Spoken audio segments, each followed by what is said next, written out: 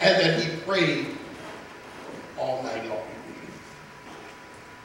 Jesus praying here is deliberate. And I want to really share this. Like I said, I don't know how much preaching we're going to get down here today. I really want you to see here that Jesus' praise is deliberate. It is intentional. He went to the mountain to pray. He didn't go to the mountain and something happened that caused him to pray. He didn't go to the mountain and ran into a bobcat or a lion and found it necessary to pray. It is prayer here is not an accident. It is not incidental. It is intentional. He went there to pray. He withdrew himself from the normal business of life that was happening in order to pray. Are you with me there? Amen. It is not accidental that he is in prayer. He set out to do it. Are you with me? Amen. He went there for the reason of prayer. His praying is deliberate. His praying is also deliberative. It has intentionality to it. The intensity of his prayer has everything to do with the critical season that he is in. So Jesus goes with intent to pray. He goes because for him, prayer is deliberative in nature. There are decisions that he has to make. There are decisions that he has to make. There are choices he will have to make. There are things he will have to do as he shifts seasons in his life here. He has called the disciples. We talked about that last week. Come follow me. To drop everything that he had. Now he's got to move to a different season of his life in sending them out. And he does that. He starts that season in a deliberative manner, not making assumptions about who he is. He is the anointed Son of God. He is the Messiah. And yet he makes no assumptions about the inevitability of this season in his life. He spends it in prayer. Come on. Are you with me? He spends it in prayer. He enters this season in prayer. He spends all night bathing the decisions that he will make in the morning. The decisions that he will make in the morning, the course that his life will begin to take in the morning, what will happen to him from the moment he comes down from that mountain in prayer. He will begin to make decisions that seemingly change the course, at least from the natural eye, change the course of his ministry and his direction. Jesus spends all night in prayer to the Father, bathing his next course of action, bathing his next season in prayer. He spends all night in prayer to God in this intense struggle before the Father.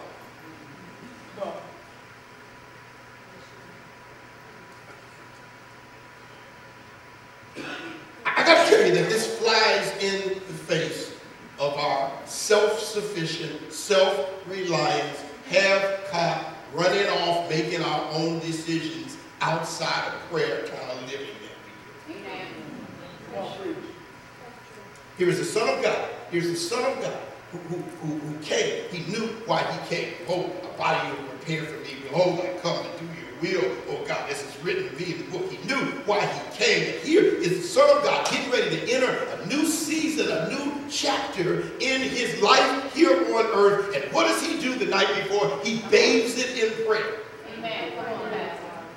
We shift seasons. We make decisions. We run off half-cocked. We buy this. We invest in this. We spend money on this. We commit our lives and our future with nary a thought of God.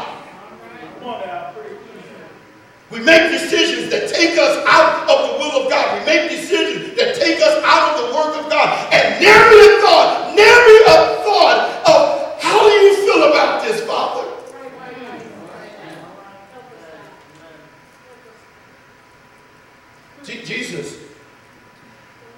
Jesus is recorded as praying with such intensity. The writers would say that he prayed, not here, but in other scenes, he prayed with such intensity that the sweat fell like drops of blood.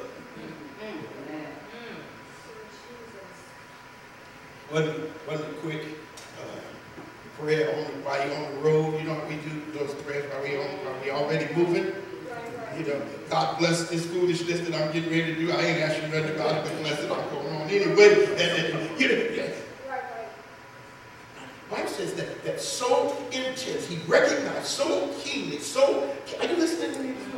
He recognizes so keenly that the critical nature of the decisions that this is the Son of God. And he recognizes that the decisions he is getting ready to make, the season that he is entering in his life cannot be entered into glibly, cannot be entered into without bathing it in prayer and all night long. Amen. Come on. All night long. He is not watching the clock. He's not saying, when is this going to be over? He's not saying prayer from 7 to 8. Why is it 8:05? He is not rushing through this. He is not trying to fit it in his schedule. He has orchestrated, reorganized. He has set up his schedule so that he can spend all night in prayer without distraction. And he is the Son of God. We change jobs, we buy houses, we quit jobs, we marry wives and husbands. We do all of these things. We commit funds, we do all of these things in our lives.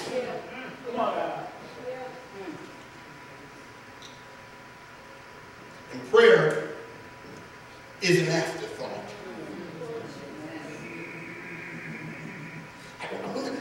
When sometimes when talking with the people of God, and sometimes people come for counseling, they call, they got this, and Pastor, pray for this, and pray for this. And sometimes everything in me wants to just say, why did you make such a stupid decision? Come on, tell the truth. Sometimes I really want to say, how stupid are you? But then I'm reminded by the Holy Spirit that these are God's people and not my people. That's right. And I'm also reminded of how stupid I am in my own life. And running down the road, making decisions, only to have to look back and realize that I'm running all by myself.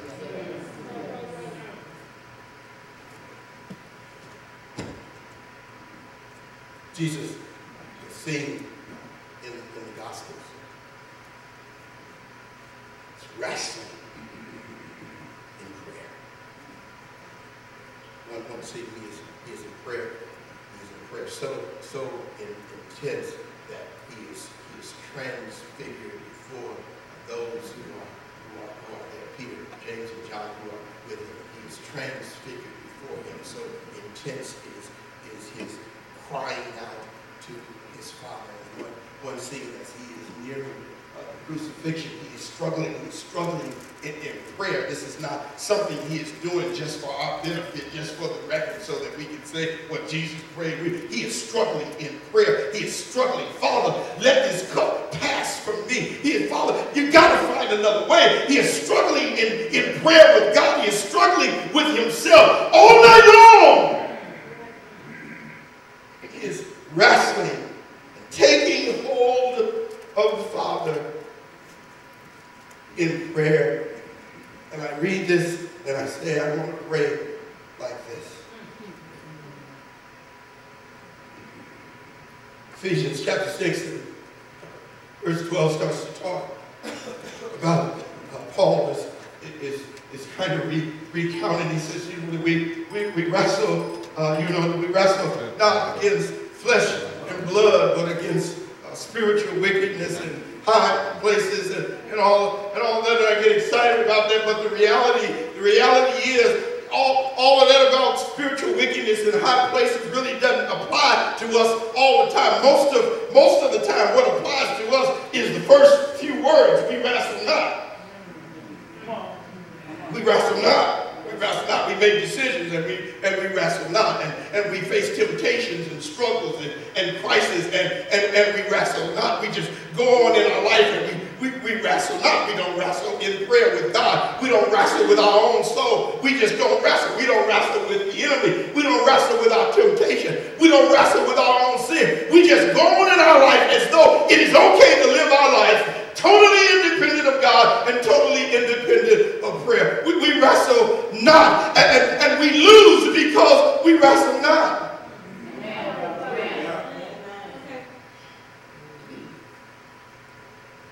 So Jesus prays all night long. And in the morning, he comes down and calls his disciples.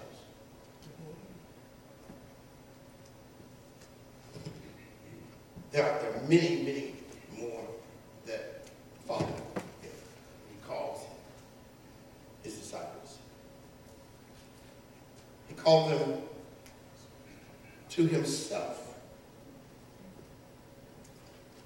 He'd already commanded them to drop their nets and to follow him. He'd already commanded them to leave the tax booth and follow him. He had already commanded them, and they had already done so. They had already left their livelihood to follow him. They had already made Jesus a priority in their lives, and they were already following him. Jesus now calls them into something deeper. He calls them in Mark 3 and in Luke 6. He calls them unto himself. The call to something is always a call from something. Well, that's right. Do you hear me? The call to something is always a call from something. If I do not, are you hearing me this morning? If I do not understand that the call to something is also a call from something, I will try to do both. And I will discover that it is impossible to move forward with a divided mind. Come on now. Life is full of choices. Life is full of choices. We all make choices every day, and those choices have consequences, intended and unintended. But if I do not understand that the call of God is not without cost. Come on now. Salvation is free. The call is not without cost. And every call to something, every call to a deeper life, every call to come closer to him. I can pray to be closer to God all I want. I can pray to be closer to Jesus, to know him better all I want. But until I'm willing to leave behind what keeps me from that closeness, I can never have it. Jesus says, I'm calling you to me. I want you to come closer. I want you, it necessitates that you leave behind, in coming closer to me, leave behind the other 70, leave behind the other 120, leave behind the crowd and the multitude around you that is standing around the mountain, leave behind those that are only here to hear because their ears are itchy, leave behind those who have only followed me for the bread and for the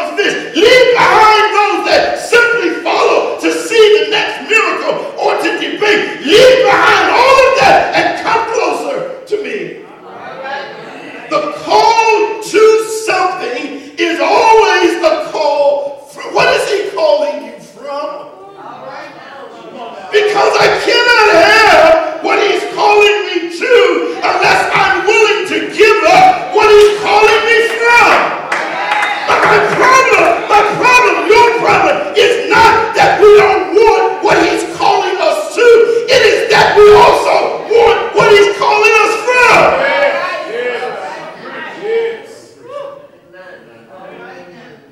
And my unwillingness to give up what he's calling us from keeps us disqualified from what he's calling us to.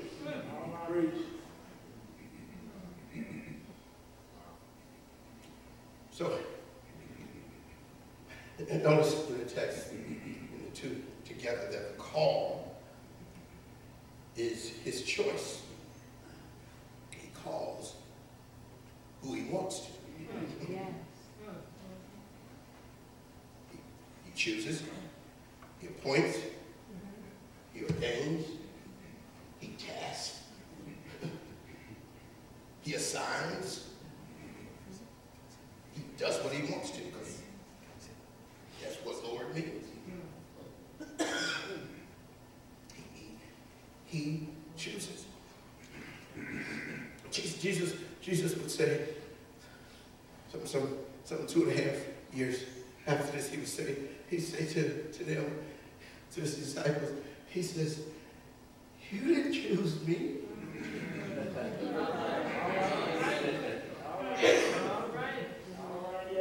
I chose you.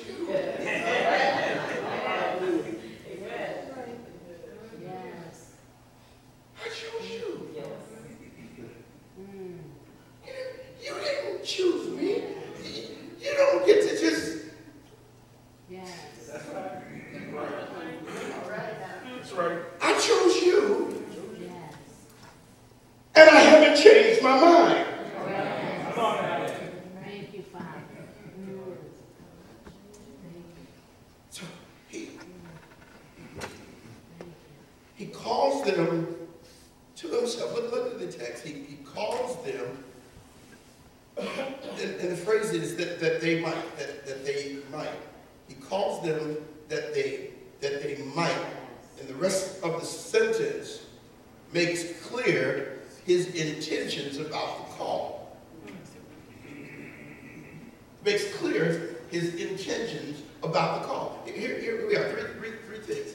Are you still listening to this? Amen. Three things about the call that these texts together teach us. Number one, that the call, he says that they might be with him.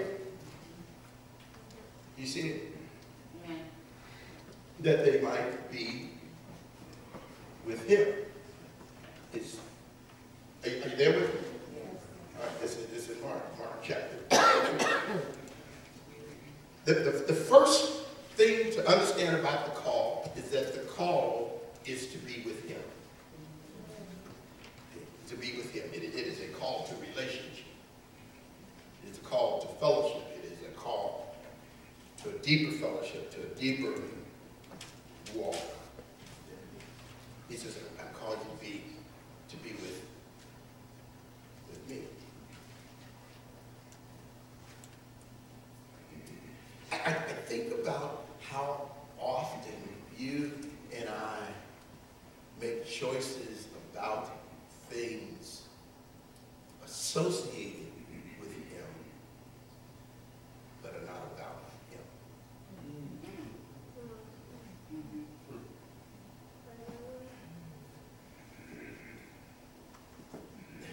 Things that on the surface look spiritual and deep and all these kinds of things. They look balanced and they look all of the buzzwords that we throw around, and they're things about him, but they're not him. They're about his stuff. See, here's the problem: is that it is difficult, if not impossible, to make intelligent choices about his stuff, void of choices about him. Come on. When I make choices about his stuff, when I make choices about his work, when I make choices about his church, when I make choices about his people, when I make choices about his word, when I make choices about his presence, when I make choices about his stuff, independent of him, what I become is a religious Pharisee sort of nut. That's right. Doing stuff that looks like it's spiritual, but it's completely void of. Are you with me? Come on. So Jesus says at first he calls them to be with him. Would you notice in this text that he calls them to be with him? Say them. To be with him. Them. He delivered them to be with him. Jesus come down. Jesus come down from the mountain. Jesus come down from the mountain praying all night long. And he calls the disciples, his disciples to him. He goes through, he may pick them individually, but they go up to the mountain with him as a group. I want you to understand that calling may be individual,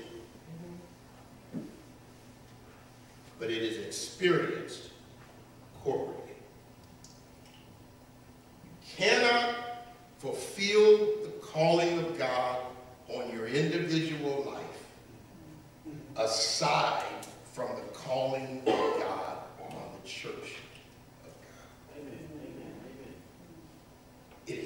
It is corporately experienced. It is corporately experienced. I know this is a new thing because everybody's out there doing their own little independent thing and run around like little gypsies with no home and just run around and they don't listen to nobody teaching them. They ain't connected nowhere. They don't have no accountability for nobody. They're just out there running around somewhere. Get somewhere and sit down. Jesus says, even a bad church is better than no church, but I don't know if that's actually true. Jesus calls them. Jesus calls them together. You understand that the call of God, when we talk about the call of God in our local context, as household of faith, the call of God upon us is going to be experienced corporately. What that means, I want you to look at this quote. What that means is that when Jesus calls us to move closer to him, when Jesus calls us to move into another season, when Jesus calls us to make a shift, he calls us. He doesn't just call me, he doesn't just call the preacher, he doesn't just call Sylvia, he calls us. And the degree to which we will experience the purposes and the call of God on the life of this church will be determined by our willingness to move together. So when he calls us to prayer, he doesn't just call me and First Lady to prayer. He calls us all to prayer. When he calls us to fast, he calls us all to fasting. Not just one or two. Can y'all handle this morning? Yes. So he calls them, first he calls them to be with him.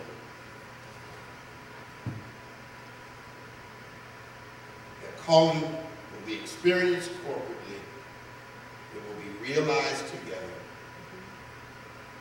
Or not. Number two, he calls them to be sent forth to preach. Am I moving too slow, too fast? He says that they might be with them. Number two, that they might be sent forth to preach, to declare the kingdom of Christ, to proclaim, to declare Christ to the nation. I want you to notice here that preaching Christ grows out of being with him.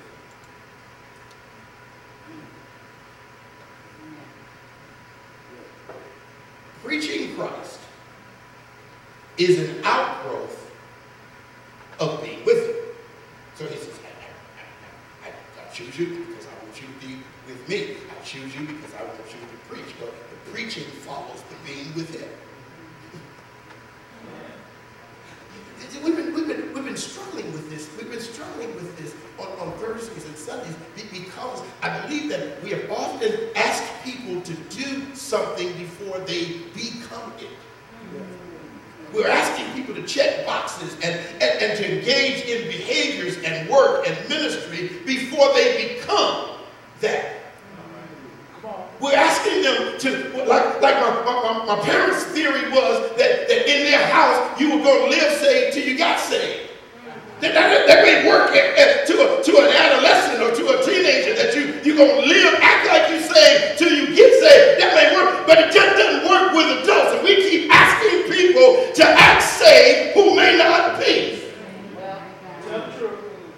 We keep asking people to act spiritual. Come on now.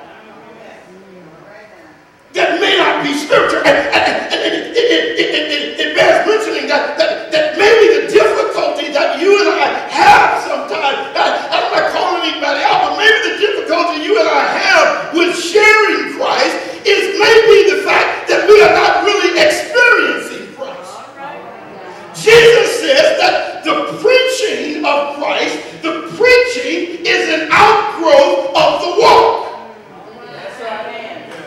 He says, I want you to be with me before you preach about me. And it is hard to sell a product you don't use. Come on now. My wife, bless her heart, love her to life. She got a whole thing of vitamins and stuff, supplements that she takes. She bought me some. And she'll ask me sometime when I'm tired and worn down, baby, you've been taking your vitamins. Now, since the last time you asked me that,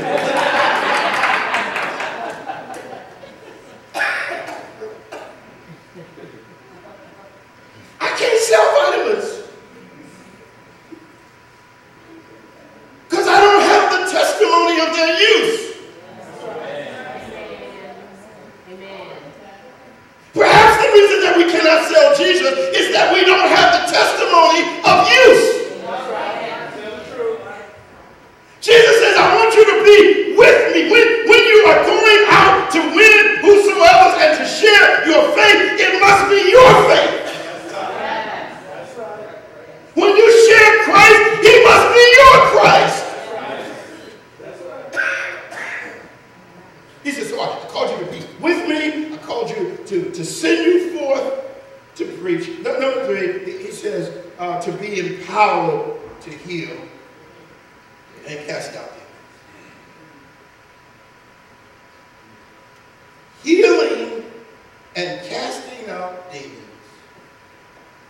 would be in support and confirmation of their preaching, just like their preaching would be in confirmation of their being with him. Did it make sense to you? It is an outgrowth.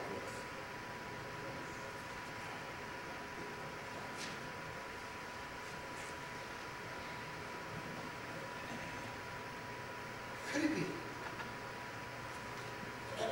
Can I think out loud with you a little bit? Go ahead. I've read these brilliant people. Brilliant, I guess. They must be brilliant. They said they were. They're brilliant and smart people, and they all tell me in their books. They all tell me that the day of miracles and healing have passed. And they must be right because they wrote a book about it. They found it on the internet. It must be true. They got schools built in honor of it.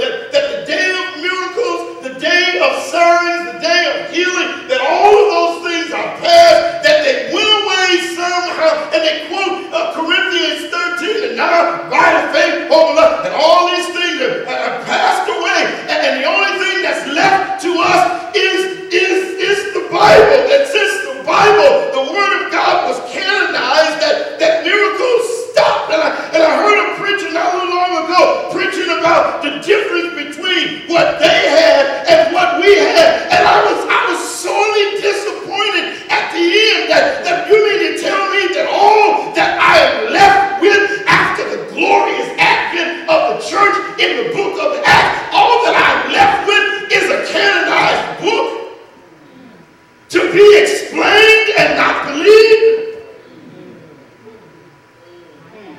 Is Jesus not the same yesterday, today, and forever? Perhaps the reason that we are not seeing the miracles, perhaps the reason that we are not seeing demons cast out in the street, perhaps the reason we are not seeing these things is because we have ceased to preach Christ to the multitudes. And there is no reason to confirm anything in these four walls.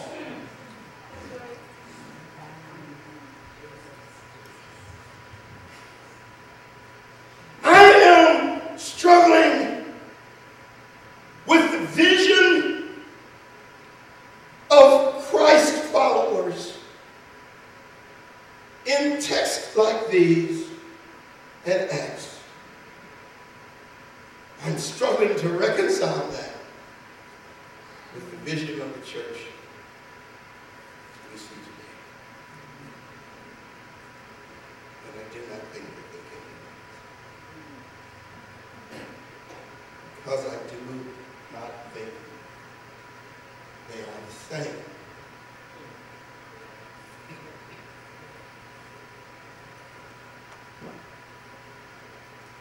Book back. They marvel at these unlearned men, these disciples, because they say that it is apparent that they have been with Jesus. Not that they just followed him around, but something of Jesus had rubbed off on them. Something of Christ had transformed them to be like him. Is Jesus the same Jesus today as he was then?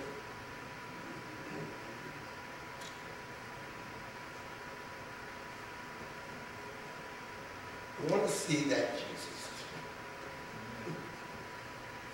When those guys come, y'all listen to me. I feel like I'm rambling. These guys come to, they come, Greeks come, and they say to the disciples, we would see Jesus. Sometimes I think that's what the world is saying. We would see Jesus. You show us your children's ministry, you show us your videos and your websites, you show us your praise things. Can we see Jesus?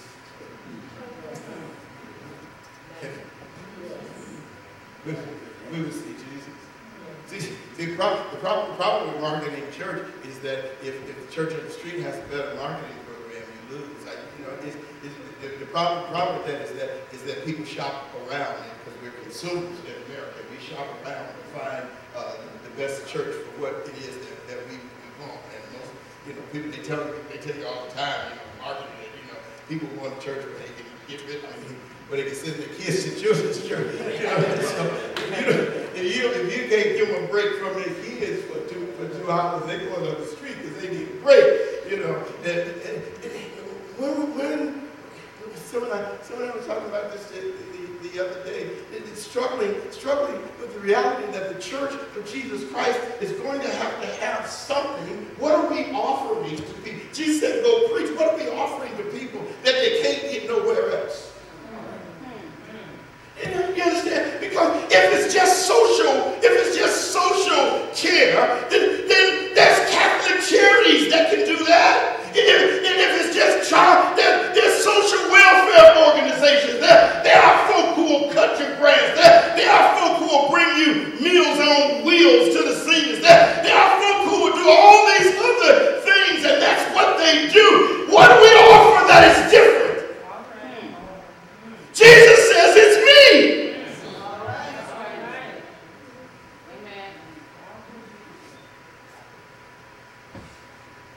The preaching of Christ, the presence of Christ, the power of Christ, or the absence of the same may in fact be the big elephant in the room that we don't talk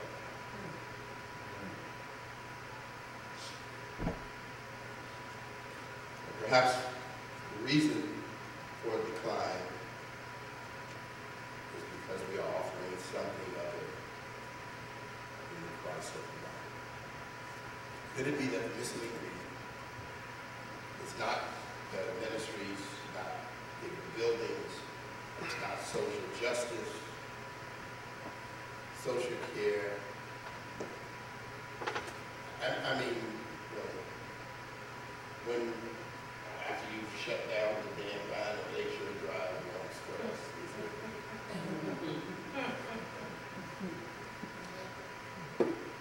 I'm not knocking people who do it.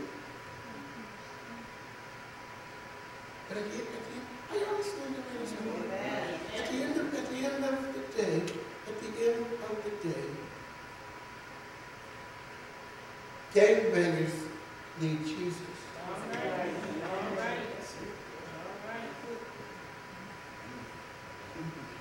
And in a community with 3 churches to every block, Well, come on.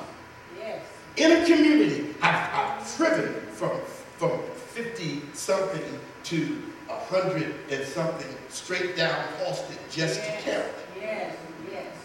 In a community where there are 3 or 4 churches on every single block, folk get shot and killed on a regular basis. What is the answer? The answer, he says, is Jesus. But it must be the Jesus of Scripture.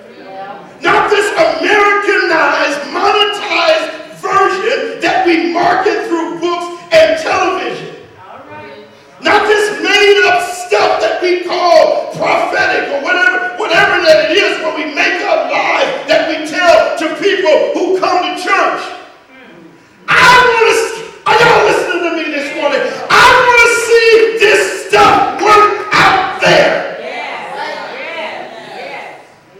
I want you to have a word for the drug addict. I want you to have a word for the prostitute. I want you to lay hands on the sick on the street.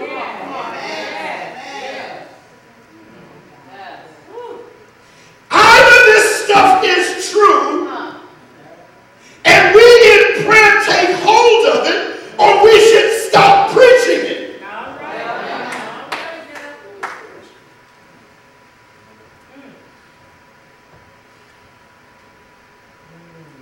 Jesus, at the end of this story, Jesus is moving down the mountain. Luke chapter 6, verse 17 to 19. Jesus comes down from the mountain and he is moving among his disciples. And the Bible says that the multitude followed him. The multitude followed him. And they are healed. Demons are cast out. As he is moving among his disciples. He says, as he is moving among his disciples, the multitude followed. They are not following the disciples. Why are they following? Verse 19 of Luke chapter 6 tells us why. It says the multitude sought to touch Jesus. They weren't seeking to be numbered among the masses. They weren't seeking to be numbered among the greatest churches in the world. They weren't seeking to have somewhere to market their wear or to network. They came because they wanted to touch Jesus. They didn't want to touch the disciples. They wanted to touch Jesus. Because it says that as he walked, that virtue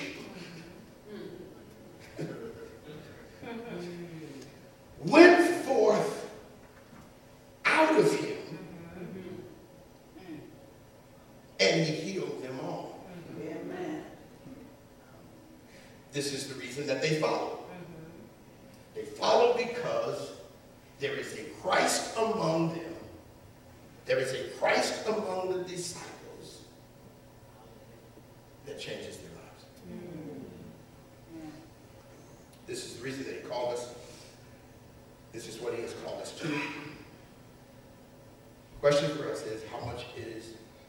presence and his power moving among us worth to us.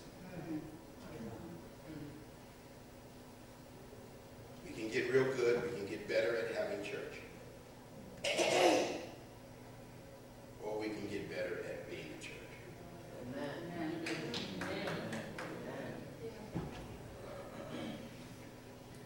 The words of Jesus during this episode of prayer, and I recorded for us, so there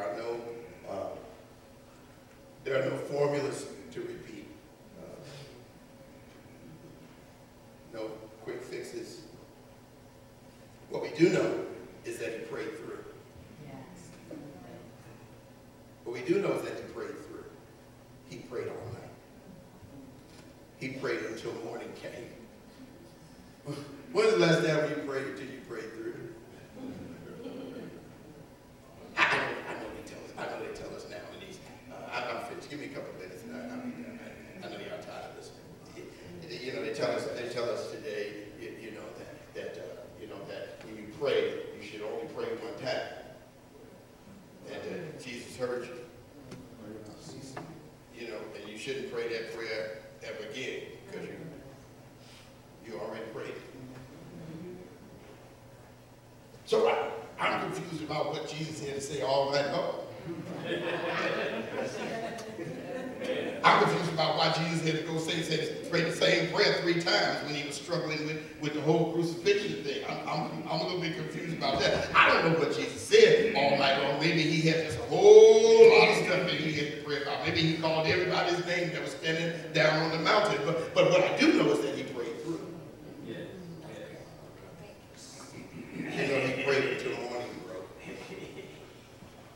I do know that he prayed until the season changed. How long do you pray? How long do you take hold of God and seek him? Until morning comes. How long do you cry out? Until it changes. Amen. Until you take hold of God, take hold of the purposes of God. And the shift comes. I ask you again, if the Son of God had to pray all night long to enter into his season, what about us? What about us?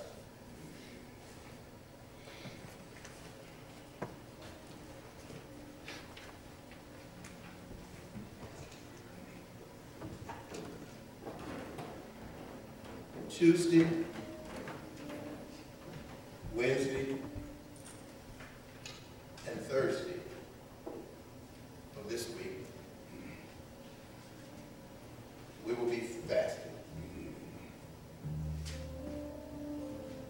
Send out a notice, Alicia, we will be fasting Tuesday, Wednesday, and Thursday. My wife, I love her.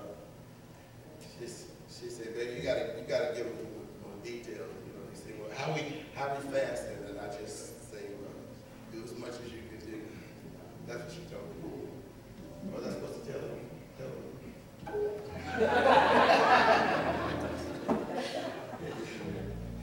She said, "Baby, you gotta tell them more than that. They actually."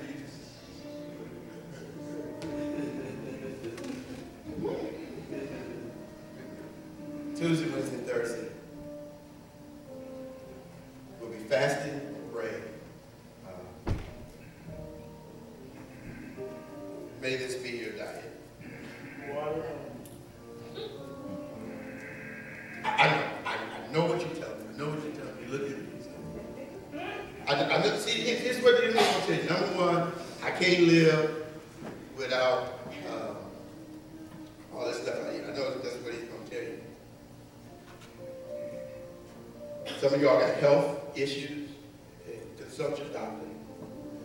And I get that. Consult your doctor and do the best that you can. Water only is the baseline. Right? And you know what you have to do for your health. Then we will be here be here 7 o'clock for prayer, Tuesday, Wednesday, and Thursday. So I understand you can tell me, Pastor, I wish you had told us a month ago. I'd have told you if I'd have known. Everybody makes choices. Amen. Everybody makes choices. And we all live with benefits, costs of those choices. But if we are going to take hold of the purposes of God for our lives, we are going to do it together, but we will not achieve. Amen. Father, thank you.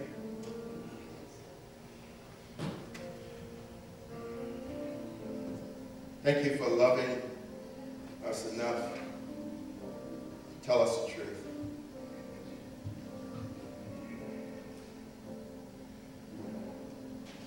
Now help us to love you enough to obey the truth. We bless you, we praise you. Seal this word to our hearts now. In Jesus' name. I'm going to invite you for a few minutes to kneel wherever you are. Come here to the front as we pray and commit ourselves to seeking the Lord for his purposes in our lives. Would you do that now?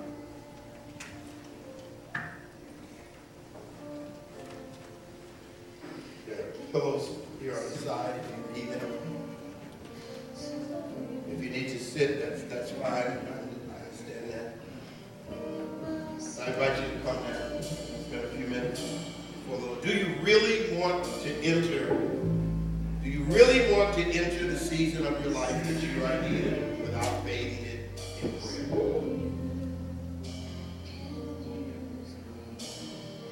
Mother, would you